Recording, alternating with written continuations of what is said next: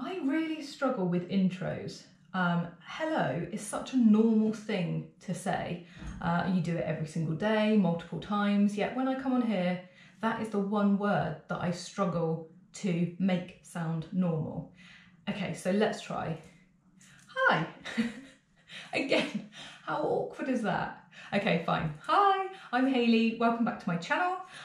Today I am going to take you through all the things that I've been loving in February.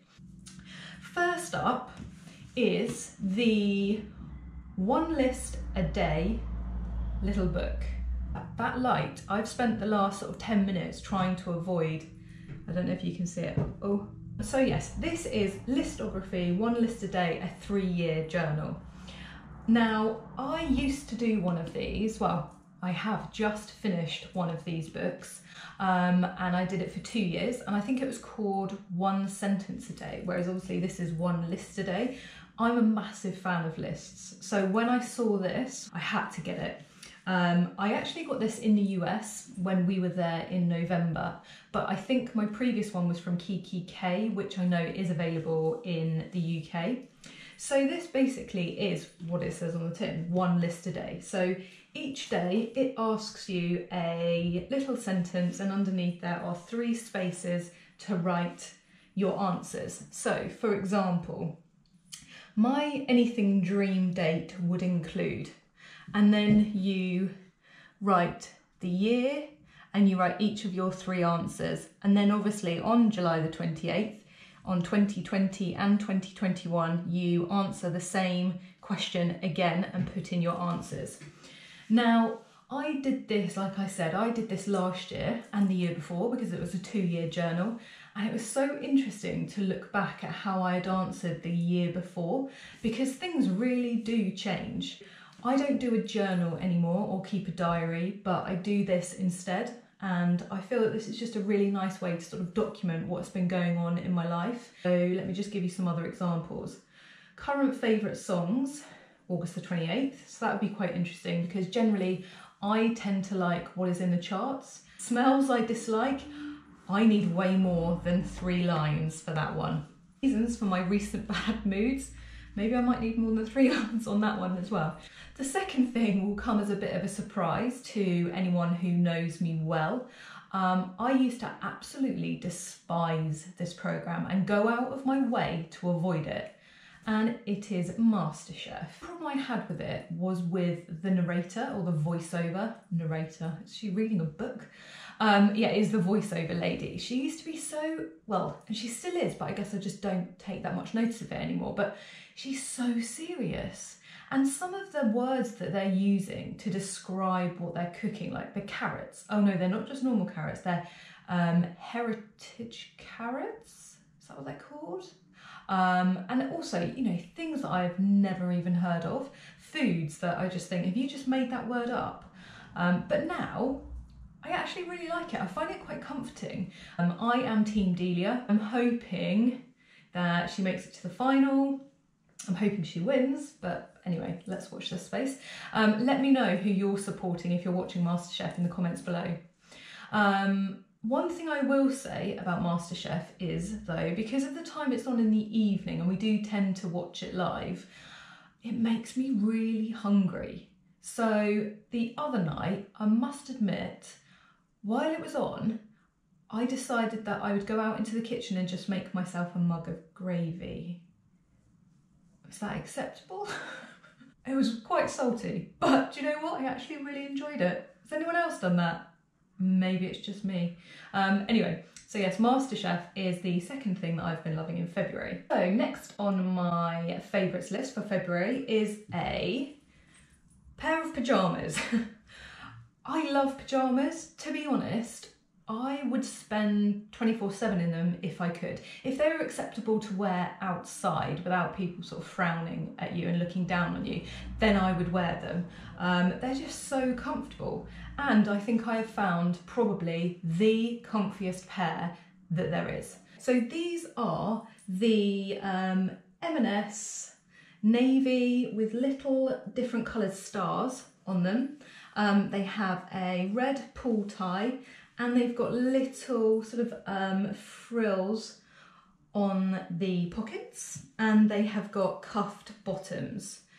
They are so soft. They're also really thin, which I like. These were such a hit after wearing them for a few times that I went out and bought the grey version. I think they were about £15, so not too expensive at all. Okay, so moving on to a book that I've been loving this month, and actually this is quite different for me. I tend to stick to fiction, but actually this is an autobiography. It is Lily Allen's autobiography, so my thoughts exactly. I'm not usually the biggest fan of autobiographies. I really like to get stuck into a story. So obviously you don't really get that with autobiographies, but this, I would say, has got a lot going on. So Lily Allen has lived quite a life. I mean, she is younger than me, I think, and wow, she has been through a lot. She's also achieved a lot. Is it a very, very honest telling of her life so far? It doesn't sound as though her dad, so Keith Allen, it doesn't sound as though he was particularly present when she was growing up, and her mum also wasn't really around a lot. She was working, she was a career woman, so she kind of had to bring up herself a little bit. I guess that explains kind of some of the situations she got herself into. But if you grew up in the 90s and you were into your sort of pop music, this will be really interesting because she talks about a lot of people who were in that industry at that time, particularly the Gallagher brothers. There's an interesting story there, which I'm not going to give away. Okay, another TV programme that I have been loving this month, almost obsessed by it, is Snakes in the City. So weird. So this is on Nat Geographic Wild. And it is about two snake catchers, Simon and Susie, who live in South Africa and basically just get calls from members of the public to come out and catch snakes. They are generally in really awkward places or really scary places. So I think the ones that freak me out the most are when they are under your bed. Not your bed, but then they're in people's cars, so they tend to get into sort of the engine part of the car. They can be in sheds, and the sheds are typically just absolutely jammed with stuff, so obviously it makes it a bit interesting of where are they going to find the snake. I've learned a lot from that programme, not that it will probably come in that useful living in the UK. Michael and I have been watching it every night before we go to bed. That's a really weird thing to watch, isn't it, before you go to bed? It's not particularly the most soothing or sort of calming before you go to sleep, but I find it fascinating. And they're just not really that scared. So they just sort of go in all guns blazing. All they've really got is what looks like a litter picker. They've got a pillow in which they put the snake in once they've caught it. Then they've got a plastic box, you know, just like one of those crates that you can get from HomeSense. They've got a plastic box that the pillowcase with the snake in gets put in. And then on the top they've got a little laminate that says venomous snake inside. It's so amateur, and I think that's probably what appeals to everybody. We probably all are waiting for that time that they get bitten. You know, it's only going to be a matter of time. But I really warm to Simon and Susie. They're really funny. Okay, so my last two February favourites are actually feet related. Sorry for anybody who hates feet. I am off on holiday soon. We're going to Dubai, so it's going to be pretty hot. I need to get my feet out, and they are not in a state to be out in public, I guess. So I heard from someone at work that they had used this product to help with the sort of dry skin, the chapped heels, and I thought, you know what, I'll give it a go. So this is baby foot. So the exfoliation foot peel. So it says it's for soft and smooth feet. This is unbelievable. I can't rate this enough. So basically, in here, you get two little plastic booties that have some sort of liquid. What is it that they've got in it? Lots of different things, basically, in this liquid that's in the booties. So you put your feet in the booties. You then seal around the top with the tape that they give you, and you have to leave that on for an hour.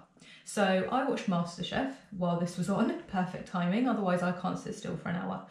And then you are asked to wash it off, dry them, and then you wait, basically. So it says here that the dead skin will start to peel within 2 to 7 days, and it will then peel naturally for 2 to 3 weeks, depending on the amount of dead skin that you have on your feet. Whoa, when we sort of got to day 3, so give it long enough, day 3, maybe day 4, my feet just basically started to peel.